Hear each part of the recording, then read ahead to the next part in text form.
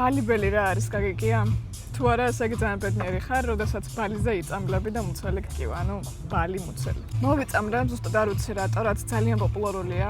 2 დღის მერე ახლა გავცოცხლი და პირველად გამოვედი გარეთ და აი 3 რაღაც რაზეც მინდა რომ გავამახვილო ყურადღება.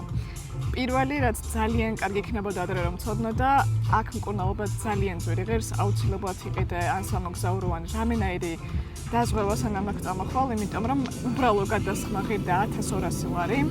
მე გავიკეთე ინექცია, ეს ღირდა 500 ლარი და დამჭირდა 2. მეორე ამბავი ძალიან ფრთხილად უნდა იყო ნებისმიერ წყალთან და გვირჩიეს, რომ ხილი და ბოსტნეულიც არ უნდა გავრიცხოთ ონკანის წყალში, არათუ სვათ. არ სვამდით, მაგრამ თუნდაც კაფეში რო ყინულს მოგაწოდებენ, ეგეც კი საშიშია და არასოდეს არ იცი, შენთვის, ანუ შენი სხეულის უცხო ბაქტორია, როდის და როგორ შეგხვდება აქ.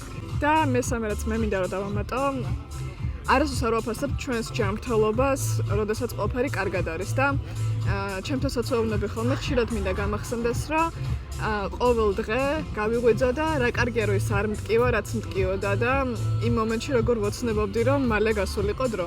ჩვენ ტვინი ეგრე არ მუშაობს, ყველაფერს რაც ნორმალურია, იმას ეჩვევა და უფასურებს, ასე რომ თან მინდა რომ გისურვა, რომ შენი ნორმა აიწიოს და რა არის შენთვის ნორმალური და მისაღები აწიოს შენმა ტვინმა, მაგრამ ერთდროულად გაგახსენდეს, რა კარგია რომ ის სრთულე და ის ტკივილი აღარ არის ჩვენ ცხოვრებაში, რაც მანამდე გქონდა.